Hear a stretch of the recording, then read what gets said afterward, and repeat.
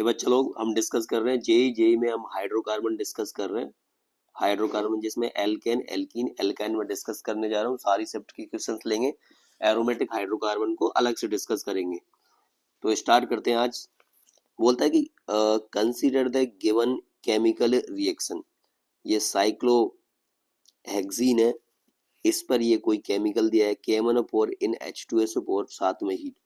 कुल मिला के क्या KMnO4 है और H2SO4 क्या एसिड, तो ये एसिडिक मीडियम प्रोवाइड कर रहा है और साथ में हम हीट, इसको हीट कर रहे हैं।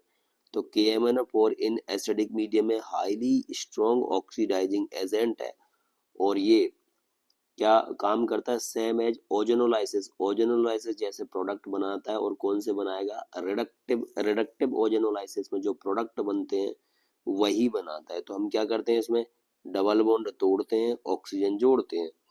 तो ये KMnO4 in acidic medium double bond तोड़ा और ऑक्सीजन जोड़ा, तो ये क्या बन गया, aldehyde.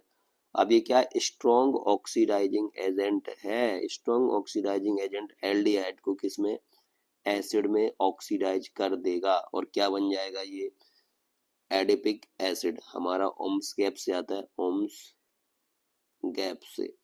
Oxalic malonic succinic glutaric adipic pimelic, ये COOH होता है। फिर एक CH2, दूसरा CH2, तीसरा और चौथा, यहाँ पे 1 2 3 4 CH2 है। तो ये क्या बन गया, एडिपिक एसिड। यहाँ से आंसर हो गया एडिपिक एसिड। ये ओम्स गैप, oxalic malonic succinic glutaric adipic pimelic, इसमें है इसका COOH NC। अब क्या करेंगे, इनमें बीच में एक एक CH2 हम फंसाते जाते हैं इनमें, तो ये एसिड बनते जाते हैं। इसमें 2 फंसा दूंगा, 3 4 5 फंसा देंगे CH2। तो मैं अगले पर चल रहा हूँ। बोलता है the incorrect statement regarding the geometrical isomers of 2 butene. 2 butene के जियोमेट्रिकल आइसोमर बनाने हैं और उसमें इनकरेक्ट स्टेटमेंट बनाना है। तो 2 ब्यूटीन के इधर बनाए हैं, मैं पर स्टेटमेंट पढ़ते हैं क्या बोलता है। Cis 2 butene and trans 2 butene are not interconvertible at room temperature, एकदम सही है। जैसे देखो ये क्या, सिस ब्यूटीन है, ये सेम साइड है तो सिस ब्यूटीन, ये अलग अलग साइड में है तो क्या हो गया, ट्रांस 2 ब्यूटीन। तो यहाँ पे क्या आ रहा है, डबल बॉन्ड आ रहा है, डबल बॉन्ड आ रहा है तो इसमें रोटेशन नहीं होगा, ये इंटर कन्वर्टेबल नहीं होंगे, रेस्ट्रिक्टेड रोटेशन है इसके अराउंड, इसी वजह से तो ये GI शो करते हैं। तो पहला स्टेटमेंट तो क्या है, सही है। बोल रहा है are not interconvertible at room temperature, बिल्कुल सही है क्योंकि यहाँ डबल बॉन्ड है तो यहाँ रोटेशन नहीं होगा, तो इस वजह से ये स्टेटमेंट तो हमारा सही है, उसने गलत पूछा है। बोल रहा है cis 2 butene has less dipole moment than trans 2 butene. देखो ये सिस 2 ब्यूटीन है, ये ट्रांस। अब देखो ये क्या है, sp2 कार्बन है, ये sp2 कार्बन, ये दोनों sp3 है। तो ये हाई EN वाला तो ये इलेक्ट्रॉन्स को इधर खींचेगा, ये इधर खींचेगा। मैं ओवरऑल दोनों का करूँ तो इधर आए, तो डाइपोल मोमेंट क्या, नॉन जीरो है। यहाँ देखो ये वाला क्या है, ये sp2 कार्बन है तो अपनी साइड में खींचेगा, ये sp2 कार्बन है अपनी, दोनों एक दूसरे को क्या कर रहे हैं, कैंसिल, तो डाइपोल मोमेंट क्या हो गया, जीरो। जबकि ये क्या बोल रहा है, cis 2 butene has less dipole moment, नहीं सिस 2 ब्यूटीन का ज्यादा है देन ट्रांस 2 ब्यूटीन, ट्रांस का तो जीरो हो गया ना, इसका नॉन जीरो है तो किसका ज्यादा, सिस 2 ब्यूटीन का ज्यादा। उसने उल्टा बोला, ये गलत है, उसने गलत ही पूछा तो आंसर तो हो गया बी। मैं और बता रहा हूँ CD को भी। बोल रहा है trans 2 butene is more stable than cis 2 butene, बिल्कुल सही है। देखो सिस 2 ब्यूटीन में क्या है, ये दो बड़े ग्रुप, बड़े, इसको मैं ओपन करके लिखूंगा तो ये टेट्राहेड्रल है, तो ये दो बड़े ग्रुप क्या पास पास में लगे तो इनमें स्टेरिक रिपल्सन होगा, जबकि ट्रांस में दूर है तो स्टेरिक रिपल्सन नहीं होगा, इस वजह से ट्रांस 2 ब्यूटीन क्या होते हैं, मोर स्टेबल होती है। स्टेटमेंट सही है। फिर क्या बोल रहा है ये कि cis 2 butene and trans 2 butene are stereoisomers, तो बात सही है। सिस 2 ब्यूटीन एंड, देखो स्टीरियो आइसोमर्स में दो आते हैं हमारे, जियोमेट्रिकल आइसोमर आते हैं एंड ऑप्टिकल आइसोमर आते हैं, तो ये जियोमेट्रिकल आइसोमर हैं, इस वजह से क्या है, स्टीरियो आइसोमर भी है, ये भी सही है। गलत हमारा बी था और उसने गलत ही पूछा था, आंसर हो गया बी।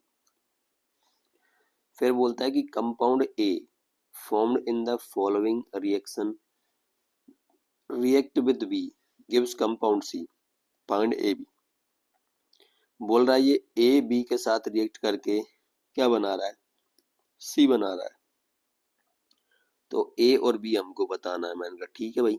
अब देखो ये क्या है, ये वाली हाइड्रोजन, ये पहले इस कार्बन को देखो, ये sp कार्बन है जिसकी En 3.25 होती है, बहुत ज्यादा है। और यहाँ पे जो हाइड्रोजन लगा है तो ये वाली हाइड्रोजन कौन सी है, एसिडिक हाइड्रोजन है। और ये सोडियम, मेटल का काम क्या होता है, इलेक्ट्रॉन लूज करना। सोडियम खुद को Na+ में ले जाएगा और एक इलेक्ट्रॉन लूज करेगा। वो जो अब इलेक्ट्रॉन पे क्या है, नेगेटिव, तो इसको पॉजिटिव चाहिए, पॉजिटिव यहाँ से H+ निकालेगा। तो देखो मैंने रिएक्शन लिखी है, ये सोडियम है, सोडियम गया Na+ में, प्लस इलेक्ट्रॉन लूज किया। अब इस इलेक्ट्रॉन को न्यूट्रलाइज करने के लिए पॉजिटिव चाहिए H+, तो वो यहाँ से उड़ाएगा H+। उड़ाया तो ये हाफ H2 की फॉर्म में हाइड्रोजन उड़ गई। अब ये H+ जाएगा तो यहाँ का आया नेगेटिव, और इस नेगेटिव को सोडियम Na+ ने न्यूट्रलाइज कर दिया। तो ए तो हमारा ये बन गया। अब बी क्या, बी बोल रहा है NaBr है और साथ में ये कंपाउंड है, NaBr है और साथ में ये कंपाउंड है। NaBr है मीन्स कोई एल्किल हैलाइड होगा, नहीं बी क्या होगा, बी में से देख बोल रहा हूँ Br निकल रहा है, Na ये, और जैसे मैं बता रहा हूँ ये वाला Na और साथ में Br निकल रहा है मीन्स कोई एल्किल हैलाइड होगा। अब यहाँ देखो ये वाला तो ऐसे की ऐसे रहेगा 3 कार्बन वाला, बट इसमें देखो ये 3 कार्बन तो यूं की यूं ही, और साथ में ये ग्रुप एक्स्ट्रा, मीन्स इस वाले ग्रुप पे कहीं Br लगा होगा। तो देखो मैंने यहाँ पे ये ले लिया नॉर्मल प्रोपिल ब्रोमाइड ले लिया। तो अब ये क्या होगा, स्ट्रॉन्ग न्यूक्लियोफाइल, ये क्या करवाएगा, SN2 रिएक्शन करवाएगा। SN2 रिएक्शन करवाई तो ये हमें ये प्रोडक्ट मिल गया, और SN2 में नो रीअरेंजमेंट, इस वजह से SN2 होगी, क्योंकि स्ट्रॉन्ग न्यूक्लियोफाइल है तो SN2 करवाएगा, एल्किल हैलाइड में सब्स्टिट्यूशन रिएक्शन हो गई, और ये सिंपल प्रोडक्ट मिल गए। तो ए और बी क्या हो गए, ये हमारे सामने पड़े, ऑप्शन ए। चलते हैं फिर अगले में, सिंपल सा क्वेश्चन है। बोला in the given reaction identify A and B, ये ए और ये बी हमको आइडेंटिफाई करने हैं, कोई दिक्कत नहीं है। देखो H2 और पैलेडियम और कार्बन ये क्या करते हैं, कैटालिटिक हाइड्रोजनेशन करते हैं, रिडक्शन है, कैटालिटिक रिडक्शन है। कैटालिटिक इसलिए बोल रहे हैं क्योंकि मेटल का, पैलेडियम का यूज हो रहा है कैटलिस्ट के रूप में। और कार्बन, कार्बन सस्ता कर देता है, इस वजह से चीपली होता है, इस वजह से हम कार्बन का यूज कर लेते हैं। तो ठीक है, देखो क्या बन रहा है, सिस वाला बन रहा है, और ए ट्रिपल बॉन्डेड हो जाएगा। देखो तो इधर रिएक्शन है हमारे पास, H2 और पैलेडियम एंड कार्बन ये कैटालिटिक रिडक्शन करते हैं, और ये क्या सिन एडिशन करवाते हैं। सिन एडिशन क्योंकि मेटल क्या होती है, ये सरफेस प्रोवाइड कर देती है जिस पर आकर के ये अटैच होता है। तो अगर मैंने ये ग्रुप मान लिया, जैसे ये क्या करवा रहा है, इसका रिडक्शन करवा रहा है, ये तो हमको गिवन है, मीन्स HS के कितने कार्बन होंगे, 1 2 3 और 2 5, ये 5 कार्बन का ये इथाइल ग्रुप ऐसे हो जाएगा, ये मिथाइल ग्रुप एक साइड होगा, और इसका इसने रिडक्शन करवाया तो हमारी जो एल्काइन ग्रुप है, ए ग्रुप क्या हो जाएगा, ये हो जाएगा। ठीक है, तो ए क्या हो गया हमारा, 2 पेंटाइन हो गया। अब उसके बाद में बात कर रहा हूँ, मुझे बी भी पता करना है। तो देखो सोडियम इन लिक्विड अमोनिया, इसको क्या बोलते हैं, बर्च रिडक्शन, और ये क्या करवाता है, एंटी एडिशन। इसका हम एंटी एडिशन करवाएंगे, और ये रिएक्शन को कहाँ, एल्कीन पर रोक देते हैं, बर्च रिडक्शन। तो ये यहाँ इथाइल नहीं है, यहाँ मिथाइल है हमारा, ये मिथाइल है, इसको मैं लिख देता हूँ, ये मिथाइल है, ये हो गया मिथाइल हमारा। तो क्या बन गया ये, ट्रांस, दोनों अलग अलग साइड में, और 2 ब्यूटीन, तो ये हो गया ट्रांस 2 ब्यूटीन। तो सिंपल सा क्वेश्चन था, एंटी एडिशन सिन एडिशन से सिंपल रिडक्शन के क्वेश्चन। उसके बाद मैं नेक्स्ट पर चल रहा हूँ, बोल रहा है the major product of the following reaction is P, ये पी मुझे बताना लगता है। 2 ब्यूटाइन है, उस पर ये सोडियम इन लिक्विड अमोनिया पहले बर्च रिडक्शन करवाया, फिर डाइल्यूट KMnO4, डाइल्यूट KMnO4 का मतलब होता है KMnO4 इन वाटर है। 273 केल्विन रूम टेम्परेचर पे, नहीं 0 डिग्री सेंटीग्रेड पर है। फिर बोल रहा है number of oxygen atoms present in product P, ठीक है।